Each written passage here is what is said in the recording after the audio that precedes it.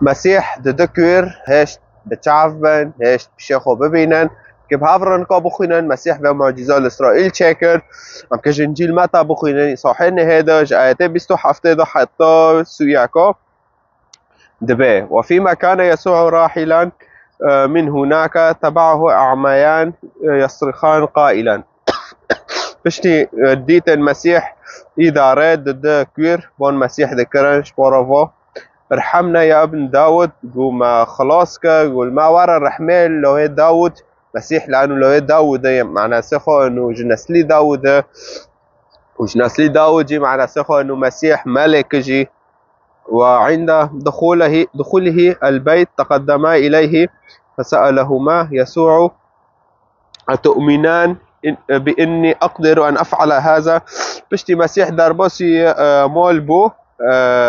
بوان را دانكر بويدا دنيا كيرا قوت انه وين ايمان دكن وناس كونم او بكم يعني كونم وابشعف بكم اجاب نعم يا سيد قاريت كونه فمسيح روا قوتن فلمس عينهما قائلا باشي مسيح بشعفه وانقر دستخو يعني دستخو دينا صار شعفه جنديو وباشي جي هيش ببينن امنا وبخين فلمس عينهما قائلا ليكن لكما بحسب إيمانكم لغور إيمانوا وقوتشتي وين دخوازم ولا جوارو دركبه يعني من بفن فانفتحت عينهما شعفهم بابي وأنذرهما يسوع بشدة قائلا مسيح انذار داگندیا گو خیر انذار داگندیا انتبه لا تخبروا احدا انه کسی را حول مدن مسیح لانه ناوتی